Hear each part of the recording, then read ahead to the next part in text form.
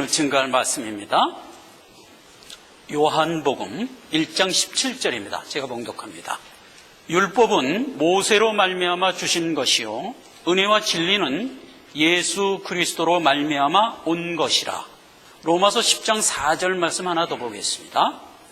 그리스도는 모든 믿는 자에게 의를 이루기 위하여 율법의 마침이 되시니라. 아멘.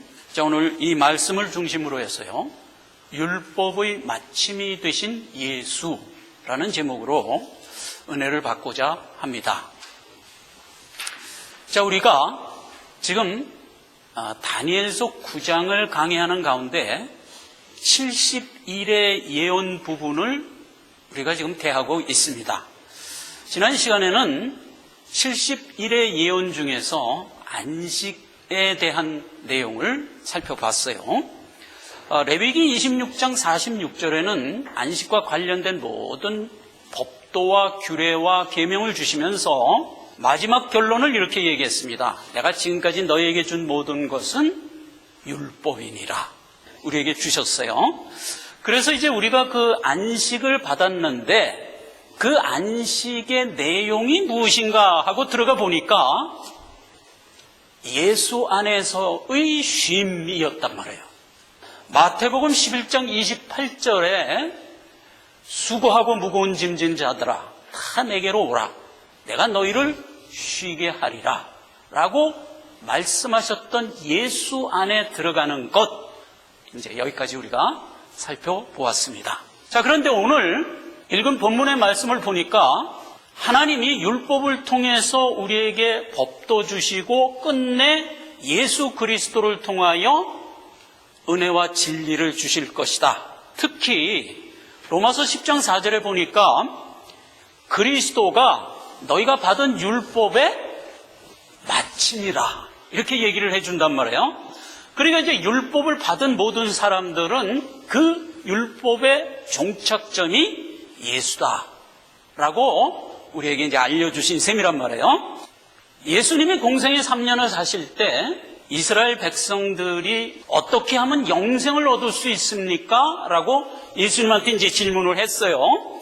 그런데 그 질문에 예수님이 답변을 두 가지로 합니다. 한 답변은 율법에 뭐라고 돼 있냐? 이렇게 되묻죠. 그러면 이제 사람들이 율법을 받은 사람들이니까 율법을 알잖아요. 아, 율법에는 첫째, 하나님을 사랑하라고 그랬고, 둘째, 내 이웃을 내 몸처럼 사랑하라고 그랬습니다. 그러냐? 그러면 그대로 하라. 그러면 영생을 얻으리라. 이런 답을 주셨어요. 니고데모가 예수님께 와서 어떻게 영생을 얻을 수 있습니까? 라고 물으니까 그때는 니고데모한테 무슨 답을 줬냐면 성령으로 새롭게 태어나지 않으면 영생 못 받아. 이렇게 얘기했단 말이에요. 그래서 이제 영생을 어떻게 얻을 수 있습니까? 라는 물음에 대하여 예수님은 두 가지로 답변을 한 겁니다. 첫째는 율법대로 행하라. 그러면 얻으리라. 그랬고 니고데모에게는 사실상 정답을 얘기한 겁니다. 성령으로 새롭게 태어나야만 구원 얻는 것이다. 이렇게 얘기한 거예요. 그러니까 성령으로 새롭게 태어나지 않는 한 구원은 못 받은 거다 이거예요. 그런 이제 정답을 주신 거거든요. 자, 그래서 어쨌든 하나님은 우리를 구원하시는데 어떤 구속의 과정을 가지고 우리를 구원했냐면 먼저 율법을 주셨단 말이에요. 율법을 가지고 살아가도록 이끄신 후에 예수 그리스도라는 메시아가 오셔서 우리를 구원하는 것으로 말하자면 엮으셨는데 어째서 이렇게 두 가지 형태의 답이 우리에게 꼭 주어져야만 하는가 하는 것을 이제 오늘 살펴봐야 된단 말이에요. 율법사가 물었을 때 율법대로 살아라. 그러면 영생을 얻으리라. 한 부분을 좀 살펴보자 말이에요. 누가복음 10장 25절입니다. 어떤 율법사가 일어나 예수를 시험하여 가로되 선생님 내가 무엇을 하여야 영생을 얻으리까? 예수께서 이르시되 율법에 무엇이라 기록되었으며 내가 어떻게 읽느냐? 대답하여 가로되 내 마음을 다하며 목숨을 다하고 힘을 다하여 뜻을 다하여 주 너의 하나님을 사랑하고 또한 내 이웃을 내 몸과 같이 사랑하라 하셨나이다. 예수께서 이르시되 내 대답이 옳도다. 이를 행하라. 그러면 살리라. 이런 이제 대답을 주신 거란 말이에요. 그러니까 율법에 뭐라고 돼 있다? 하나님 사랑하고 이웃 사랑하라고 돼 있다. 그대로 하면 영생을 얻으리라. 이런 말을 준 거란 말이에요. 자, 그런데 신약 성경에 들어와 보면 로마서를 필두로 해서 이런 말씀을 주셨어요. 대표적으로 갈라디아서 5장 4절 말씀입니다. 율법 안에서 의롭다함을 얻으려 하는 너희는 그리스도에게서 끊어지고 은혜에서 떨어진 자로다. 이랬단 말이에요. 그러니까 신약 성경에서는 시종일관 우리에게 무엇을 자꾸 멘트를 주냐 하면 율법으로는 안 된다. 율법 갖고는 의롭게 못 나온다. 이 얘기를 계속 주고 있단 말이에요. 그런데 지금 예수님은 율법에 뭐라고 돼 있냐? 사랑하라고 돼 있습니다. 그러냐? 사랑해라. 그러면 구원 얻는다. 하고 간단히 일축해 버렸단 말이에요. 그렇다면 도대체 이 말이 무슨 의미냐 하는 것을 오늘 살펴보고자 하는 겁니다. 사랑에 대하여 신약 성경에서 기록한 내용을 보면 이렇게 되어 있습니다. 갈라디아서 5장 14절입니다. 온 율법은 내 이웃 사랑하기를 내 몸과 같이 하라 하신 말씀 안에 다 이룬 것이다. 이렇게 정의를 하고 있고요. 로마서 3장 10절 같은 데는 사랑은 이웃에게 악을 행하지 아니하나니 그러므로 사랑은 율법의 마침이니라. 이렇게 사랑을 정의하고 있어요. 율법의 완성된 모습이 사랑이래요. 구원받아 영생 가진 자가 가지고 있는 성품입니다. 그러면 사랑하는 자로 열심히 살아서 그 성품 가지면 구원 얻는 거 아닌가요? 그렇죠. 그래야 되는 겁니다. 그런데 어째서 신약 성경에서는 특히 로마서 갈라디아에서는 계속해서 율법 갖고는 안 된다고 얘기했느냐 이 말이에요. 이 부분을 우리가 정돈이 되지 않으면 안 된단 말이에요. 사랑에 대해서는 요한일서 4장에 이렇게 정의하고 있습니다. 사랑하는 자들아, 우리가 서로 사랑하자. 사랑은 하나님께 속한 것이니 사랑하는 자마다 하나님께로 나서 하나님을 알고 사랑하지 아니하는 자는 하나님을 알지 못하나니 이는 사랑은 곧 하나님이심이니라. 이렇게 정의하고 있단 말이에요. 사랑은 곧 하나님이에요. 그래서 하나님께로부터 나야 사랑하는 성품을 갖게 된다는 의미예요. 그런데 하나님께로 나지 않는 한 우리에게는 사랑의 성품이 없다는 뜻이다 이 말이에요. 자, 그래서 정돈을 하면 이렇게 됩니다.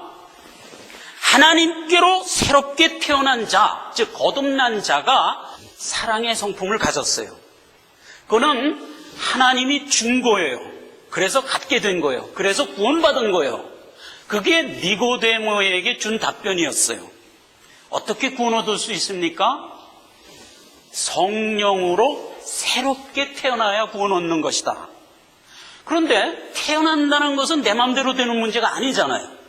우리 같으면 부모님이 나를 낳아주셔야 되는 거고 구원에 관한 문제에 관한 하나님이 나를 새롭게 태어나게 해주셔야 되는 문제다 말이에요. 그렇기 때문에 성령으로 새롭게 태어나라 하는 얘기는 하나님이 우리에게 들어오셔서 나의 성품이 되어야 그게 태어나는 거란 말이에요. 사랑을 성품으로 가지고 있다는 뜻은 내 안에 예수 그리스도의 영이 들어와 있는 상태를 의미하는 거예요. 그래서 신자는 뭘 가지고 있다? 사랑의 성품을 가지고 있는 자다 말이에요. 그런데 불신자는 사랑의 성품을 아직 주님께로부터 못 받고 있는 상태다 이 말이에요. 즉 사랑이 없는 자다 이 말이에요.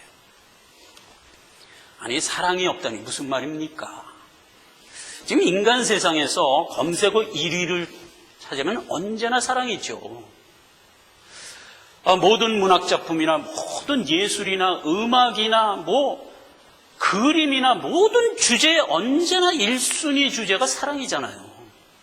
그런 사랑이 인간에게 없다니 무슨 청천벽력 같은 얘기입니까? 그러나 성경이 그렇게 정의하면 우리의 생각이 어떻든 그것은 진리입니다. 아까 뭐라고 그랬어요?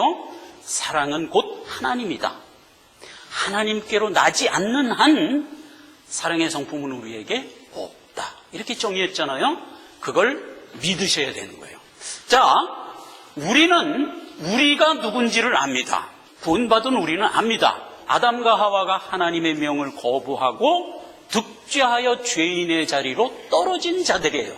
그게 우리예요. 그래서 우리는 우리가 죄인인 것을 압니다. 그러나 하나님을 모르는 불신자들, 대부분의 사람들은 자기가 죄인이라는 사실을 까맣게 모르고 있습니다. 내가 죄인이라는 것을 먼저 인식하지 않는 한 하나님이 나에게 구원을 베풀어 주어도 우리는 그 구원 안으로 들어가지를 못합니다. 이게 영적 실상입니다. 자, 그래서 하나님은 먼저 우리에게 너는 득죄하여 나로부터 떨어져 나가 죄인의 자리에 지금 있는 자니라를 우리에게 확인시켜 줄 필요가 있었습니다. 자, 그래서 하나님이 나와서 이제 죄인들에게 얘기합니다. 이놈들아, 너희들은 죄인이니라. 얘기했단 말이에요. 그런데 사람들이 그 말을 툭 듣고 내가 죄인이라고요? 아니, 내가 무슨 죄를 졌습니까? 나 죄 짓는 거 봤습니까? 하고 대든단 말이에요. 자기가 죄인이면서도 너 죄인이다 하면은 절대로 그 말에 수긍하지도 않고 내가 죄인인 것을 깨닫지도 못한단 말이에요. 그러니까 하나님이 그렇게 얘기해봐야 소용없는 걸 하나님이 아시지. 자, 그래서 하나님이 하신 방법이 뭐다? 율법을 준 거란 말이에요. 하나님 사랑하고 이웃 사랑해라. 즉, 구원받은 자가 가지고 있는 성정대로 한번 살아봐라. 이렇게 준 셈이다 말이에요. 나에게 없는 것을 가지고 살라고 하니 어떤 결과가 생기겠어요? 그대로 살아보려고 하니까 야, 난 암만 해도 안 되네. 이걸 알게 되는 거예요. 그래서 죄인인 것을 깨닫게 하려고 율법을 주신 것이다 이 말이에요. 그게 율법을 주신 의도인데, 자, 그러면 그거야 이스라엘 백성들한테 율법 준 거지 나한테는 율법 안 줬지 않습니까? 또 이렇게 따진단 말이에요. 그러니까 하나님이 거기에 대해서도 답변을 이렇게 하십니다. 로마서 1장에 보면 내가 모든 인류에게 율법을 줬다 이거예요. 무슨 율법을 줬냐? 사람이 가지고 있는 기본적인 양심이 내가 준 율법이라는 거예요. 예, 샘플로 이스라엘 백성은 율법이라는 법조문을 받은 거지만 그 외의 모든 인류는 하나님이 우리에게 주신 양심이라는 율법을 받은 거예요. 자, 그래서 그 양심대로 살려고 애를 쓰고 노력을 한 결과가 어떻게 됐다? 나에게 없는 성품을 가지고 살려니 그게 되겠어요? 안 되지. 안 되니까 철저히 좌절하고 실패한 자로 만들어버리려는 의도다 이 말이에요.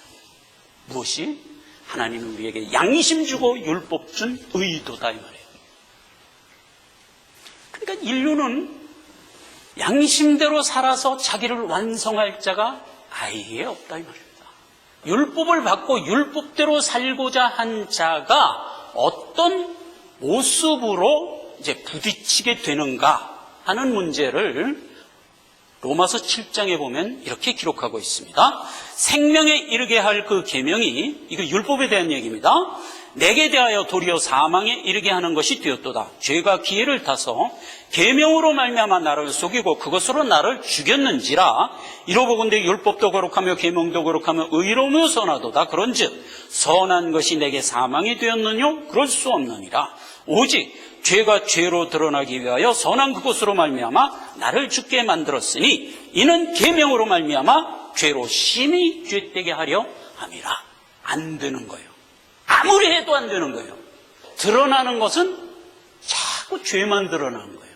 여러분, 우리가 이제 생물 시간에 식물에 대해서 공부하면서 식물에게 어떤 특성이 있죠?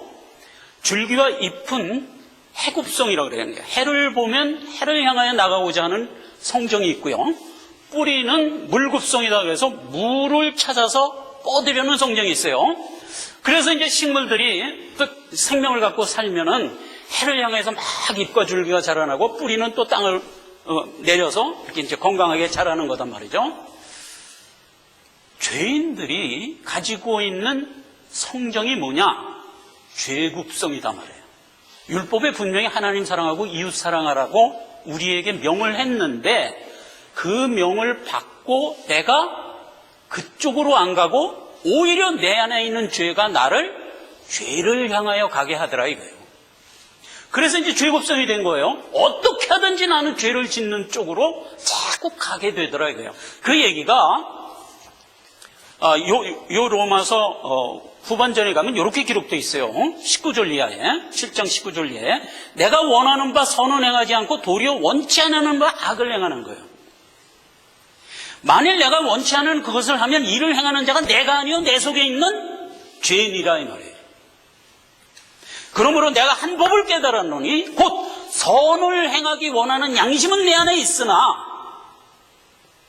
죄라는 악이 함께 공존하고 있는 것을 깨닫는도다.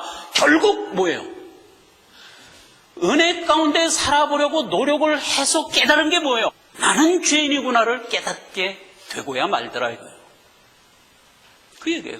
그게 하나님이 우리에게 율법을 주신 의도다 말이에요. 그래서 율법대로 살고자 하는 자는 철저히 실패하여 좌절해버리고 만다 이 말이에요. 자, 이것을 가장 이해하기 좋게 제가 예 하나를 만들겠습니다. 어떻게 용왕이 될 수 있습니까? 너 용왕 되고 싶으면 물속에 들어가서 살아라. 물속에 들어가서 살아보니까 아가미가 없는 게 확인되잖아요. 어떻게 영생을 얻을 수 있습니까? 사랑하는 자로 한번 살아봐라. 살아봤더니 안 되는 거야. 뭘 깨닫는 거예요? 내 안에 사랑의 성품이 없구나를 깨닫는 거예요. 그거 깨달으라고 하나님이 우리에게 양심과 율법을 주신 것이다 이 말이에요. 자, 그걸 깨닫는 게 왜 중요하냐 이 말이에요. 그거 반드시 깨달아야 돼요. 그걸 깨닫지 않으면 우리가 예수께로 갈 수가 없어요. 좌절되어 있는 자가 가지고 있는 마음의 바람이 뭘까요?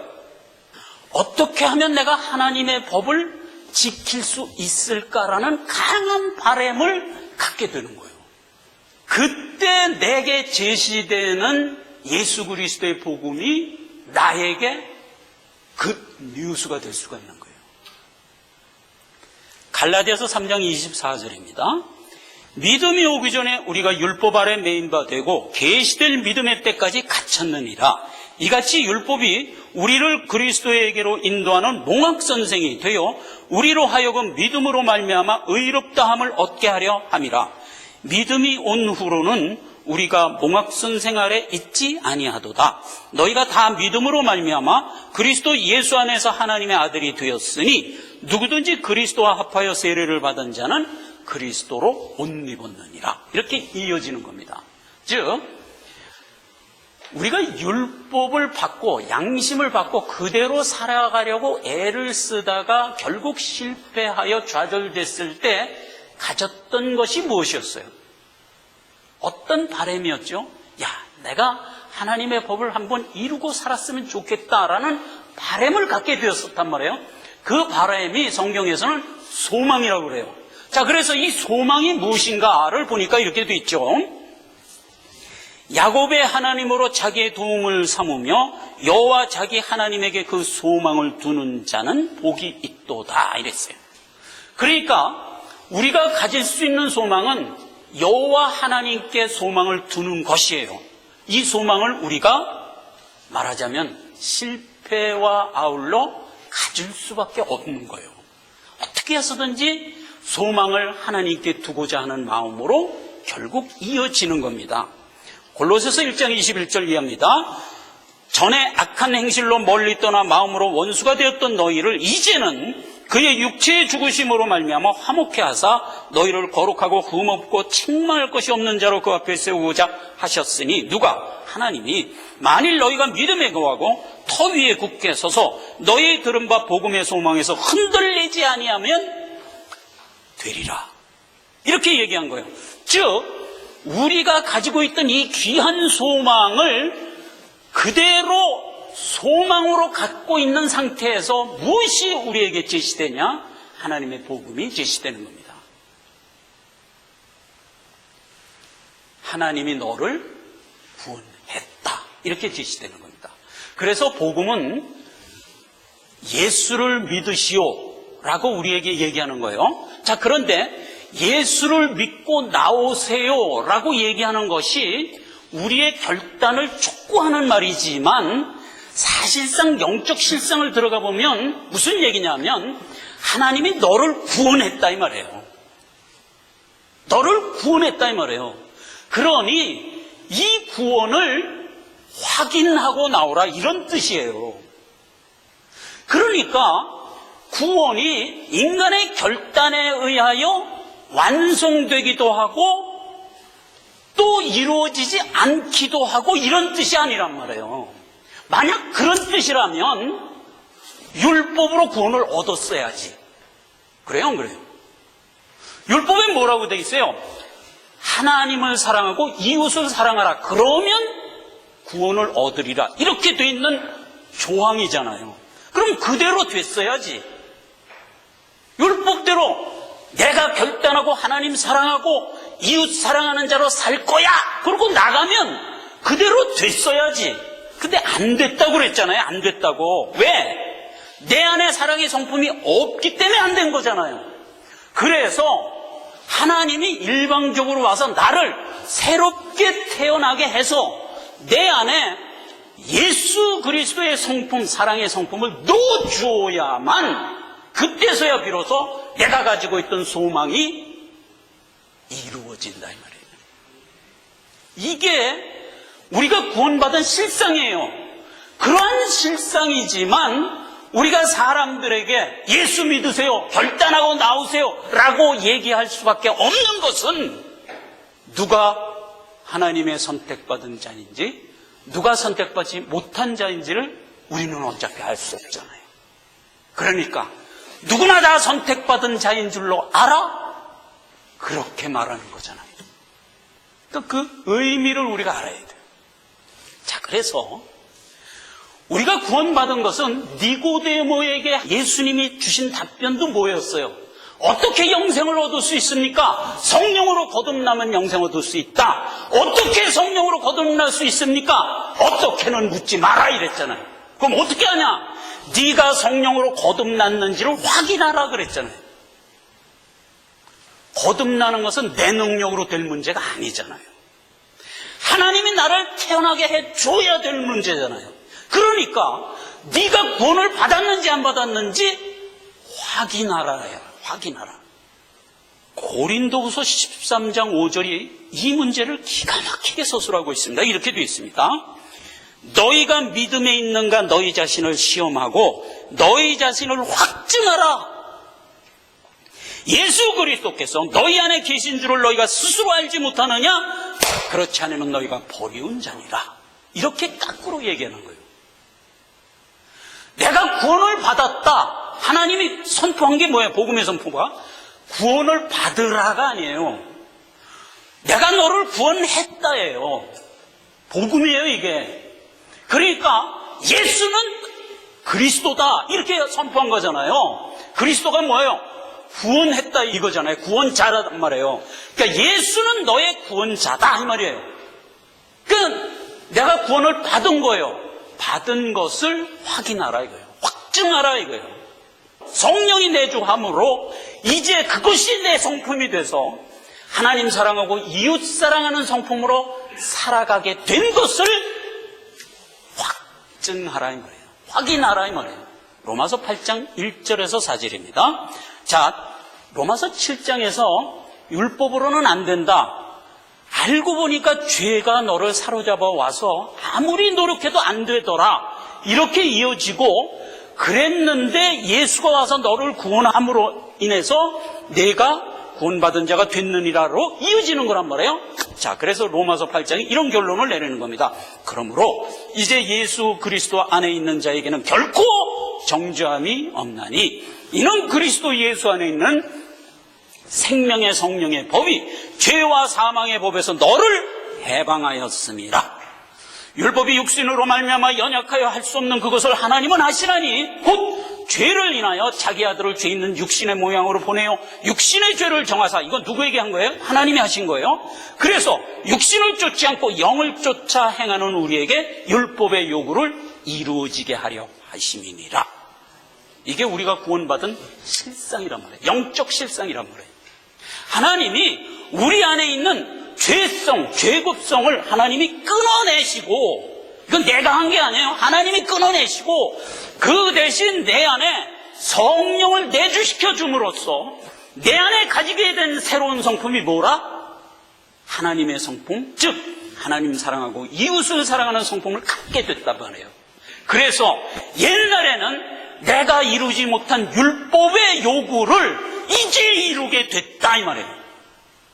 이렇게 정리가 되는 겁니다. 이게 우리가 율법을 받고 율법대로 살아보려고 애쓰다가 좌절된 상태에서 하나님이 우리에게 복음의 문을 열어줌으로써 확인시켜 구원시키는, 하나님이 우리를 이끄시는 어떤 하나님의 지혜의 방법이다. 로마서 10장 말씀입니다. 그리스도는 모든 믿는 자에게 의를 이루기 위하여 율법의 마침이 되신 분이다 이 말이에요.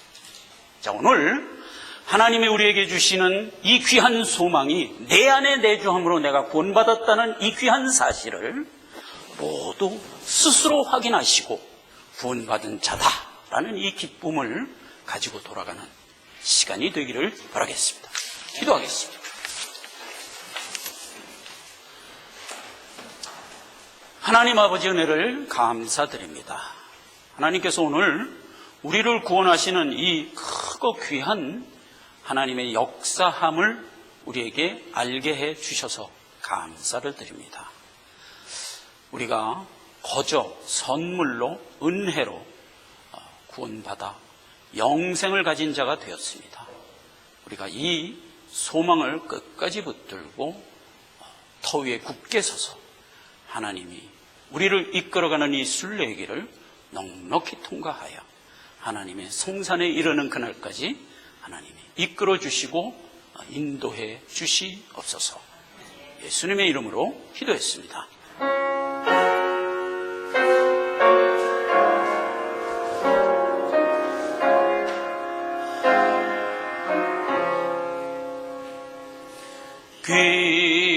귀하신 주